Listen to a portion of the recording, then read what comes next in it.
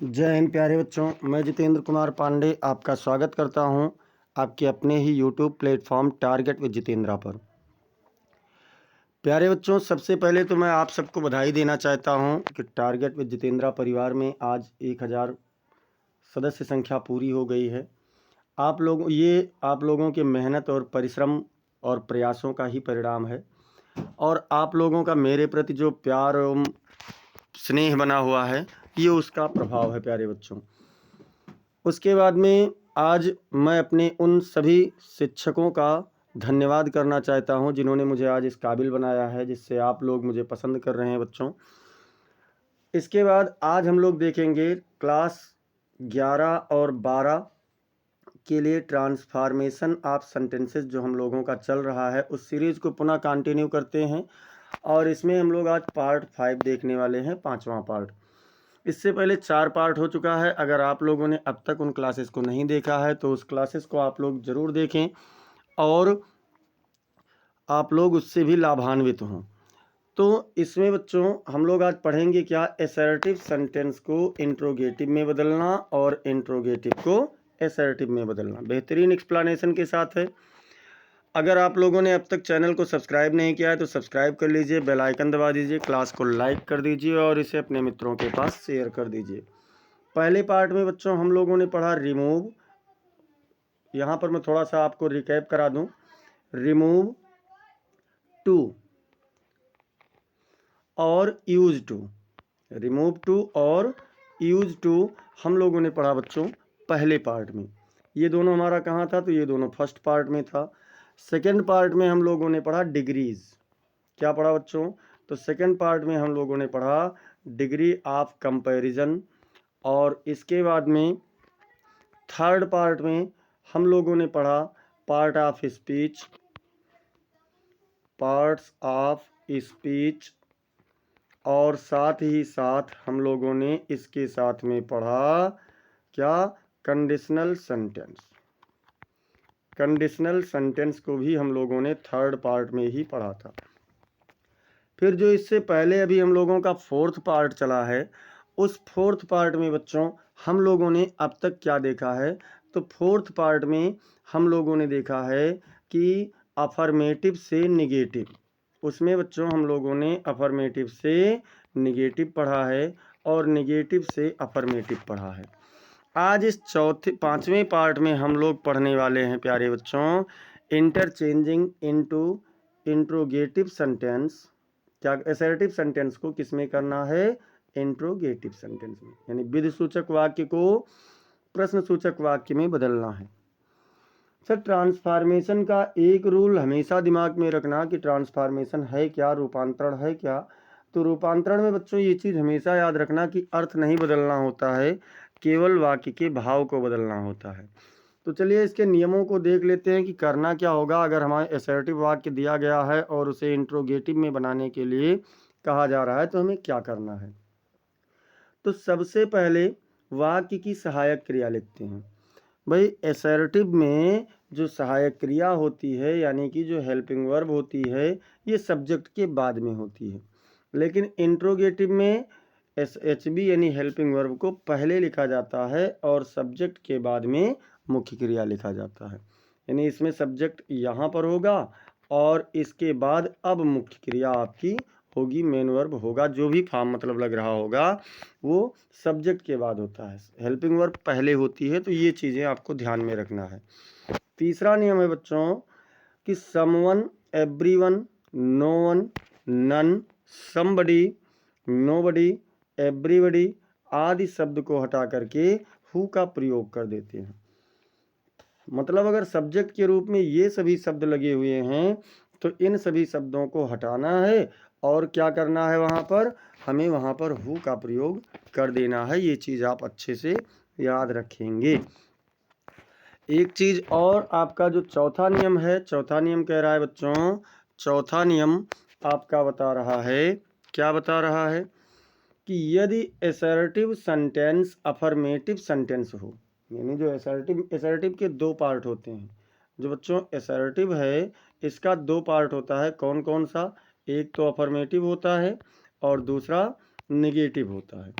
तो यहाँ कहा गया कि यदि जो असर्टिव सेंटेंस है ये अफर्मेटिव सेंटेंस में हो तो उसका इंट्रोगेटिव सेंटेंस निगेटिव में बनता है। ये विशेष रूप से ध्यान रखेंगे। और एक नियम मैंने नहीं लिखा है, उसको ध्यान रखना कि वाक्य के अंत में प्रश्नवाचक चिन्ह का प्रयोग कर देते हैं। जब इंट्रोगेटिव बनेगा तो उसमें मार्क ऑफ इंट्रोगेशन यानी प्रश्नवाचक चिन्ह अवश्य लगेगा। तो चलिए एग्जाम्पल्स को देखते हैं और यहाँ से समझते हैं। एग्जाम्पल्स कह रहा है कि she writes a letter. She writes a letter मतलब वह एक पत्र लिखती है। तो कौन लिखती है बच्चों? वह। किस टेंस में है ये? प्रेजेंट इंडेफिनिट टेंस में है। ध्यान दीजिए, प्रेजेंट इंडेफिनिट टेंस के अफर्मेटिव सेंटेंस में कोई भी सहायक क्रिया नहीं लगती है। एक वचनकर्ता के साथ क्रिया की फर्स्ट फॉर्म में यस या ईएस, और बहुवचनकर्ता के साथ क्या होता है बच्चों? तो बहुवचनकर्ता के साथ फर्स्ट फॉर्म ही होता है। लेकिन निगेटिव या इंट्रोगेटिव में एक वचन के साथ में सहायक क्रिया डज और बहुवचन के साथ में सहायक क्रिया डू लगता है। तो बच्चों ये प्रेजेंट इंडेफिनिट में है, देखो यस या यस लगा हुआ है। अब हमें करना क्या है? सब्जेक्ट कौन है? तो सी यानी एक वचन है ना, इसके अनुसार हमें सहायक क्रिया को पहले लिख लेना है डज। अब हमें सब्जेक्ट लिखना है सी। और हमने कहा है कि अगर अफर्मेटिव सेंटेंस मतलब असर्टिव आपका अगर अफर्मेटिव में है तो उसका इंट्रोगेटिव निगेटिव बनेगा। तो नॉट यहाँ पर लगा देना, अगर नॉट है तो हटा देना है, नहीं है तो लगा देना है। तो does she not write a letter? क्या वह एक पत्र नहीं लिखती है? अर्थात लिखती है। ये चीज़ आप लोगों से बताया गया। और एग्जाम्पल देख लेते हैं बच्चों। दूसरा एग्जाम्पल कह रहा है कि he went to school daily. वह प्रतिदिन स्कूल जाता था।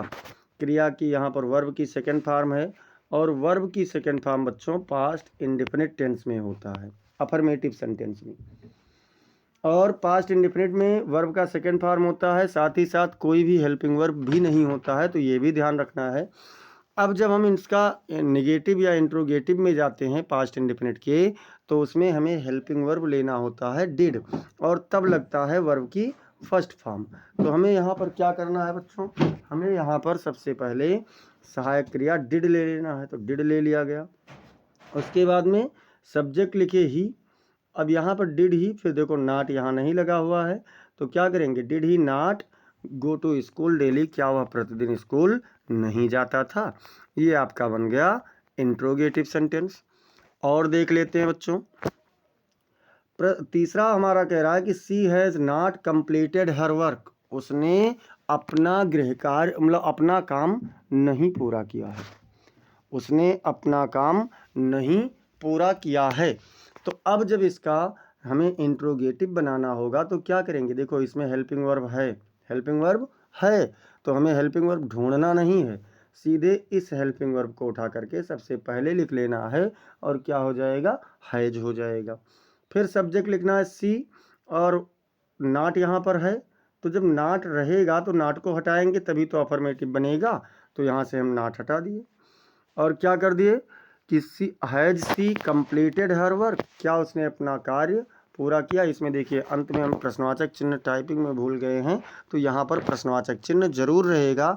अगर प्रश्नवाचक चिन्ह आप नहीं लगाते हैं तो आपका वाक्य गलत हो जाएगा, इस बात को ध्यान में रखना है। चौथा वाक्य देखते हैं बच्चों।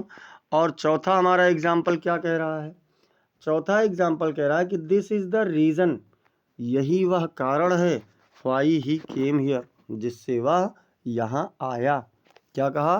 कि यही वह कारण है जिससे वह यहाँ आया। अब इसमें देखो बच्चों, इसमें क्या है?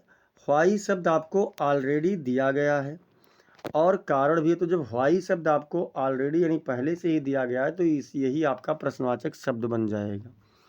इसके बाद वाला हमें देखना है, दिस इज द रीजन से हमें कोई भी मतलब नहीं है। इसके बाद क्या कहा गया? ही केम हियर, पास्ट इंडेफिनिट में है, वर्ब की सेकेंड फॉर्म है, तो आप यहाँ पर सहायक क्रिया डिड लगा दीजिए। और why did he come here? देखिए यहाँ पर एक गलती हमसे फिर हो गई, टाइपिंग में एरर हो गया। यहाँ पर बच्चों नॉट लगेगा। क्या लगेगा? तो नॉट लगेगा, यानी why did he not come here? वह यहाँ क्यों नहीं आया? भाई क्यों नहीं आया? अर्थात कोई कारण है तभी वह आया है ना। बिना किसी कारण के नहीं आया है। पांचवा देखते हैं बच्चों। पांचवा कह रहा है कि no one wants to be poor. No one मतलब कोई नहीं, वांट्स माने चाहता है, टू बी पुअर मतलब गरीब होना। कोई भी गरीब होना नहीं चाहता है। नो वन मतलब कोई नहीं होता है, तो गरीब होना कोई नहीं चाहता। अब देखो नो वन अगर है तो क्या करेंगे, हु लिखेंगे। और बच्चों जब नो वन है तो ये निगेटिव वर्ड है ना, तो हमें इसको बनाना किसमें, अफर्मेटिव में बनाना है, यानी नो या नॉट या नेवर इसको हटा देना है। तो क्या करेंगे, who wants to be poor मतलब कौन गरीब होना चाहता है, अर्थात कोई नहीं। भैया कोई गरीब होना चाहता है तो कोई नहीं होना चाहता है, तो ये आपका बन गया इंट्रोगेटिव सेंटेंस। और देखते हैं छठवां एग्जाम्पल। छठवां एग्जाम्पल कह रहा है someone has come here. Someone मतलब कोई, हैज़ कम मतलब आया है, हियर माने यहाँ, कोई यहाँ आया है। समवन है बच्चों, तो क्या करेंगे, हु लगाएंगे। अब इसमें देखो नॉट नहीं है तो इसमें नॉट लगा देंगे, who has not come here, यहाँ कौन नहीं आया है, मतलब कोई तो है जो नहीं आया है। तो ये आपका क्या बना बच्चों, इंट्रोगेटिव बन गया। इस प्रकार से हम लोगों ने आज देखा इस इतने पार्ट में क्या चीज़, कि कैसे असर्टिव को इंट्रोगेटिव में बदलते हैं। तो चलिए इसका उल्टा भी तुरंत देख लेते हैं तो अच्छे से समझ में आ जाएगा। Interchanging interrogative sentence into assertive sentence मतलब कि प्रश्नवाचक वाक्य से विधिसूचक वाक्य बनाना। भाई प्रश्नवाचक वाक्य से विधिसूचक वाक्य कैसे बनाएंगे इसको भी देख लेते हैं। तो इसमें क्या कह रहा है बच्चों, इसमें कह रहा है कि यह उपरोक्त नियम का उल्टा होता है। मतलब जो अभी हम लोग नियम पढ़े हैं कि हम असर्टिव से इंट्रोगेटिव कैसे बनाएंगे, ये उस नियम का क्या होता है, उल्टा होता है। तो चलिए बच्चों अब हम लोग इसके भी एग्जाम्पल्स को देख लेते हैं। इसमें पहला एग्जाम्पल है why is she not talking with you. वह तुमसे क्यों बात नहीं कर रही है। क्या कहा गया कि वह तुमसे बात क्यों नहीं कर रही है। तो चाहे इसको ऐसा भी आप बना सकते हैं कि इट इज़ द रीज़न या दिस इज़ द रीज़न। आप इसमें आगे ये भी जोड़ सकते थे कि this is the reason, this is the reason why उसके बाद में इसको जोड़ देते कि सी इज़ टॉकिंग विथ यू। या फिर आप सीधे ऐसे लिख सकते हैं कि सी इज़ टॉकिंग विथ यू, मतलब वह तुमसे बात कर रही है। और अगर ये लिख देते हैं तो ज़्यादा बेटर हो जाएगा, टाइपिंग में मैं भूल गया हूँ कि this is the reason why she talk you, यानी यही कारण है कि वह तुमसे बात कर रही है। चलिए अगला एग्जाम्पल देखते हैं बच्चों। दूसरा एग्जाम्पल कह रहा है कि does she speaks Spanish. Does she मतलब क्या वह, स्पीक्स मतलब बोलती है, स्पेनिश एक भाषा है, क्या वह स्पेनिश बोलती है। तो अब इसमें क्या करना, देखो डज लगा हुआ है, प्रेजेंट इंडिफिनिट में है, तो प्रेजेंट इंडिफिनिट में असर्टिव बनाना है तो सब्जेक्ट को पहले लाना है यानी सी लाना है। बच्चों इसमें डज तो लगा है लेकिन नॉट नहीं लगा है। भाई डज तो है लेकिन नॉट नहीं है, तो क्या करेंगे, she does not, she does not speak Spanish, मतलब वह स्पेनिश नहीं बोलती है। ये आप लोगों का बन गया। तीसरा एग्जाम्पल देखते हैं बच्चों, और तीसरा एग्जाम्पल कह रहा है who called you. Who called you मतलब तुम्हें किसने बुलाया। क्या कहा गया, तुम्हें किसने बुलाया। अब इसको कैसे बनाएंगे, तो देखिए निगेटिव में बनाना है। तो अब जब निगेटिव बनाना है तो नो वन या फिर नोबडी या फिर नन का प्रयोग लेना है। तो हमने क्या किया, यहाँ पर हमने नो वन कर लिया। नो वन कॉल्ड यू मतलब तुम्हें किसी ने नहीं बुलाया। क्या कहा गया कि तुम्हें किसी ने नहीं बुलाया। यानी कि अगर ये अफर्मेटिव में है तो दूसरा आपका निगेटिव में ही बनेगा। अगला देखते हैं बच्चों। चौथा एग्जाम्पल कह रहा है व्हेयर डू यू लिव, तुम कहाँ रहते हो। जैसे आपसे लोग पूछते हैं ना तुम कहाँ रहते हो, या मान लीजिए कि कोई बच्चा धानीपुर में रहता है। अब उसने कहा कि धानीपुर में रहते हैं और अब आप उसके साथ गए हैं, तो आप क्या पूछेंगे? आपके घर के सामने ही खड़ा होकर के कहे कि मैं यहीं रहता हूँ, मतलब अपने घर के सामने ही वो खड़ा होकर के कहे कि मैं यहीं रहता हूँ, तो आप क्या बताएंगे? This is not the place, यानी यह वह स्थान नहीं है, वेयर यू लिव, जहाँ आप रहते हैं। मतलब अगर आप उस स्थान को जानते हैं तो क्या कहेंगे कि यह वह स्थान नहीं है जहाँ आप रहते हैं, या आप ऐसा भी कह सकते हैं कि यह वही स्थान है जहाँ आप नहीं रहते हैं, अर्थात रहते हैं, यहीं पर रहते हैं। अगला देखते हैं बच्चों, पांचवा कह रहा है कि डज सी नॉट सिंग ये सॉन्ग, क्या वह एक गीत नहीं गाती है? क्या कहा गया कि क्या वह एक गीत नहीं गाती है? तो इसका हम लोग क्या करेंगे? देखिए, इसमें डज लगा है, नॉट भी लगा है, तो सी लिखेंगे, और नॉट है तो हटाना है, और जब नॉट हटेगा तो प्रेजेंट इंडेफिनिट में वर्ब की फर्स्ट फॉर्म में एस या एस भले लग जाए, लेकिन डज या डू का प्रयोग नहीं होगा। तो सीधे क्या करेंगे? सिंग्स ये सॉन्ग, सी सिंग्स ये सॉन्ग, मतलब वह एक गीत गाती है। तो बच्चों, इस छोटी सी क्लास में हम लोगों ने असर्टिव से इंट्रोगेटिव बनाना और इंट्रोगेटिव से असर्टिव बनाना सीखा है। कल वाली क्लास में हम लोग असर्टिव से एक्सक्लेमेटरी सेंटेंस सीखेंगे बच्चों।